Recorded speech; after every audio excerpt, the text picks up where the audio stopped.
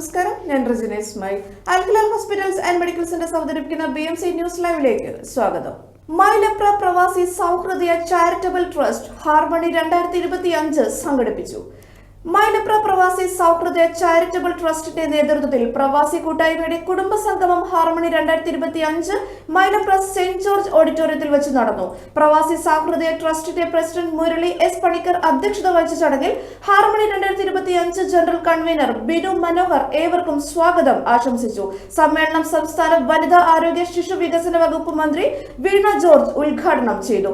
മൈലപ്ര പ്രവാസി സൗഹൃദ ട്രസ്റ്റിന്റെ ആദ്യ മെമ്പർഷിപ്പ് സക്കറിയ ഫിലിപ്പോസിന് നൽകി. ഈ വർഷത്തെ ചാരിറ്റി പ്രൊജക്ടായ പ്രവാസി സ്നേഹ സ്പർശത്തിന്റെ ഉദ്ഘാടനം Konni MLA advocate KU Janeesh Kumar നിർവഹിച്ചുകൊണ്ട് തുക പ്രവാസി സ്നേഹ സ്പർശം എക്സിക്യൂട്ടീവ് കമ്മിറ്റിക്ക് കൈമാറുകയും ചെയ്തു. പ്രസ്തുത ചടങ്ങിൽ മൈലപ്ര ഗ്രാമപഞ്ചായത്തിലെ പ്രമുഖ വ്യക്തിത്വങ്ങളെയും പരമ്പരാഗത കർഷകരെയും പ്രവാസി സൗഹൃദ കൂട്ടായ്മയിലെ 10ാം ക്ലാസ് 12ാം ക്ലാസ് ഉന്നത വിജയം നേടിയ കുട്ടികളെയും ആദരിക്കുകയും ചെയ്തു. Konni block panchayat member LC Eesho, Mylapra ഗ്രാമപഞ്ചായത്ത് president Rajani Joseph, vice president Mathew Varghese, 7ാം ward member KS Prathapan, Rani Thomas, Hari Namboothiri എന്നിവർ ആശംസകൾ അറിയിച്ച് സംസാരിച്ചു. ട്രസ്റ്റ് സെക്രട്ടറി അനീഷ് മൈലപ്ര ഏവർക്കും നന്ദി പറഞ്ഞു.